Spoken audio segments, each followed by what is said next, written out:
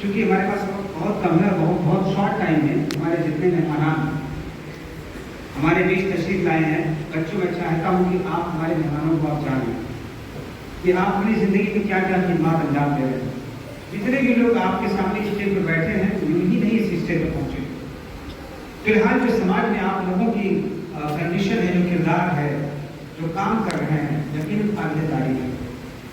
یہ سماج کے کریم لوگ ہیں، کچھ سیاسی ہیں، کچھ سماجی ہیں، کچھ ڈاکٹرز ہیں، کچھ علماء ہیں۔ آپ دیکھ سکتے ہیں اسٹیج پہ، اللہ کا شکر ہے، ایسا نہیں کسی کو علماء ہی کی جماعت ہے۔ عزیزان گرامی، مختلف میادین سے تعلق رکھنے والے بدھ جیوی تھنک ٹینک لوگ آپ کے بیچ میں ہیں۔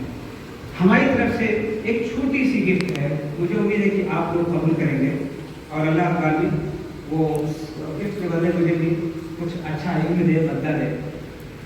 میں جمال اربن صاحب اور طیب پالکی صاحب اور ہمارے مہمان خصوصی مولانا ثناء اللہ صاحب طیبی صاحب سے گزارش کروں گا کہ آپ لوگ اسٹیج کے سامنے تشریف لائیں اور ایک کے بعد دیگر ہمارے مہمانوں کی حوصلہ افزائی کریں۔ ایک طرف سے سب سے پہلے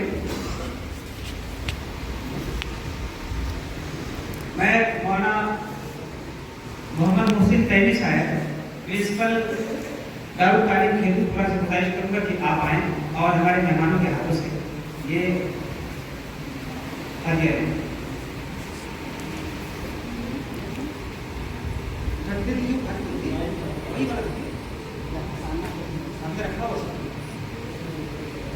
ٹائم کی بچت کے لیے میں نے سب کے سامنے رکھ دیا کہ جھکنا نہ ہو۔ اس کے بعد ڈاکٹر منظر کمال صاحب، ڈاکٹر منظر کمال صاحب فی الحال مئو کے رائزنگ اسٹار ہیں۔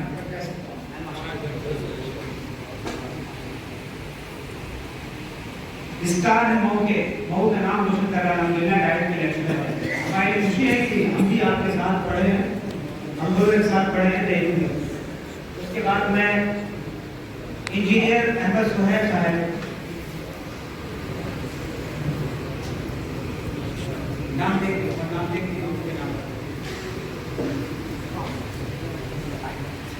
انجینئر سہیل صاحب ڈاکٹر نور حسن صاحب کے ساتھ ہیں۔ آپ کے بعد ماسٹر فیض احمد صاحب، انجینئر سہیل صاحب نائب صدر ہیں عارف دعویٰ سینٹر مئو کا، ایک بہت ہی ایکٹیو آرگنائزیشن ہے جو دعوت کا کام کرتا ہے، آپ نائب صدر ہیں اس کے۔ اور ماسٹر فیض صاحب عارف دعویٰ سینٹر کے صدر ہیں، مسلم انٹر کالج کے مدرس ہیں۔ اور اس کے بعد میں ڈاکٹر شکیل احمد صاحب جو ڈائریکٹر ہیں، آپ یہاں پہ بہت بڑا اسکول دیکھتے ہیں اسکالر پبلک اسکول، آپ اس کے ڈائریکٹر ہیں اور ساتھ ہی ساتھ ایک دو کتابوں کے مصنف نہیں ہیں، کئی کتابوں کے مؤلف اور مصنف اور ہمیشہ کچھ نہ کچھ لکھتے رہتے ہیں، ادیب ہیں الحمدللہ، اردو میں بڑی مضبوط پکڑ ہے۔ اس کے بعد میں عابد اختر صاحب کو دعوت دیتا ہوں۔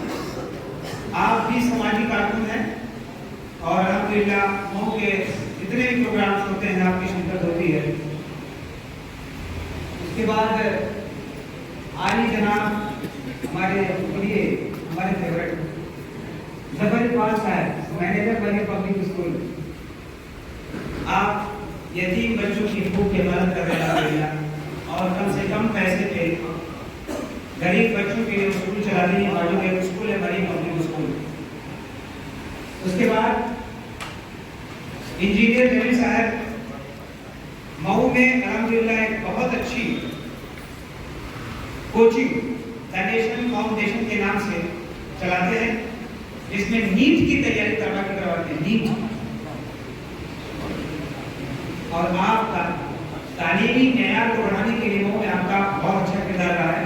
آپ کے بعد میں ڈاکٹر دانش صاحب، یقیناً ڈاکٹر دانش صاحب سے جب میری پہلی ملاقات ہوئی تھی میکس ہاسپٹل میں، تو انہوں نے بتایا تھا کہ میں حافظ ہوں نہیں، میں قرآن پڑھنا جانتا تھا، جیسا کہ انہوں نے تذکرہ کیا، اور میں اپنی خواہش سے، اپنے جنون سے 5 پارہ قرآن کر لیا۔ اسی دن سے میں آپ کا فین ہو گیا، میں نے کہا ضرور انشاءاللہ میں اپنے ادارے میں آپ کو چائلڈ اسپیشلسٹ ہیں MBBS۔ آپ کے بعد ڈاکٹر شاہد جمال صاحب بہت ہی مطلب لوئر آدمی ہیں اور بہت ہی نیک آدمی ہیں، بہت ہی شریف آدمی ہیں۔ میکس ہاسپٹل سے کس کا مطلب نہیں ہوتا ہوگا، اتنا بڑا ہاسپٹل ہے، لیکن آپ جائیں گے خاص سے پہلے مدارس علماء اگر جاتے ہیں تو بہت ہی پرتپاک انداز میں استقبال کرتے ہیں، بہت ہی پرتپاک انداز میں، اور الحمدللہ کیونکہ غریب ہوتا ہے، فقیر ہوتا ہے بیچارہ، تو ان کی بھرپور مدد کرتے ہیں۔ اس کے بعد میں شیخ ثناء اللہ صاحب اور علی جناب فالکی صاحب سے گزارش کروں گا کہ جمال اربن صاحب آپ کی بھی ایک آرگنائزیشن چلتی ہے MAF فاؤنڈیشن، آپ کے والد صاحب کا بہت ہی بڑا کام رہا ہے جامعہ عالیہ عربیہ کے ساتھ، اور الحمدللہ اربن خاندان اہل علم کی خوب قدر کرتی ہے، بنا یہ دیکھے ہوئے کون کس مذہب کا ہے، کون کہاں سے تعلق رکھتا ہے۔ اس کے بعد میں ڈاکٹر انجینئر نبیل صاحب، مولانا ابو سعید فیضی صاحب اور جمال اربن صاحب اور ساتھ میں ڈاکٹر صاحب ڈاکٹر شکیل صاحب سے گزارش کروں گا کہ ہمارے مہمان اعزازی طیب پالکی صاحب کو اپنے ہاتھوں سے ہدیہ دیں۔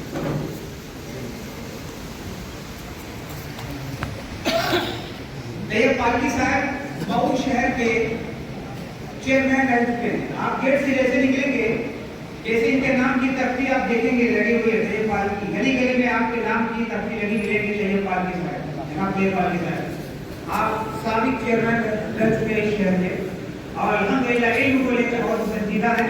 جب کہ ہماری بات ہوتی ہے تو فون پکڑ لیتے ہیں اور کہتے ہیں پرنسپل صاحب آپ بچوں کو ضرور سائنس پڑھائیں، ضرور اس میں تعلیم دیں، اور ضرور کچھ نہ کچھ مشورہ دیتے رہتے ہیں۔ الحمدللہ بہت ہی خیرخواہ انسان ہے اور بڑھتے رہتے ہیں انسان الحمدللہ۔ اب اس کے بعد ایک چھوٹا سا میرا پروگرام ہے، اس پروگرام میں ڈاکٹر نور الحسن صاحب کو بھی آنا تھا، جو عارف دعویٰ سفر کے آرگنائزر ہیں اور قرآن کے مترجم ہیں انگلش میں، لیکن ناسازیت طبع کی وجہ سے، طبیعت خراب ہونے کی وجہ سے وہ اس پروگرام میں نہیں آ سکے ہیں۔ میں عالی جناب جمال اربن صاحب سے گزارش کروں گا اور شیخ ابو سعید فیضی صاحب سے گزارش کروں گا اور شیخ ثناء اللہ صاحب سے گزارش کروں گا کہ آپ شیخ نور الحسن صاحب کی عدم موجودگی میں ان کے صاحبزادے انجینئر احمد سہیب صاحب کو گفٹ سے نوازیں۔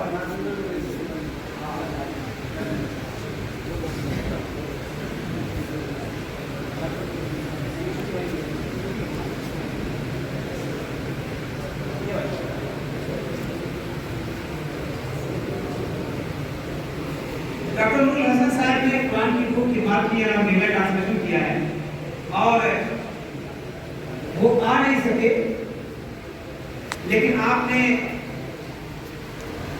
ایک قرآن کا جس کا ترجمہ انہوں نے کیا تھا، اور انہوں نے کہا تھا کہ جو ہمارے مہمان خصوصی آئیں گے آپ میری طرف سے قرآن کا 2 نسخہ مترجم انگلش کا دے دیجیے گا۔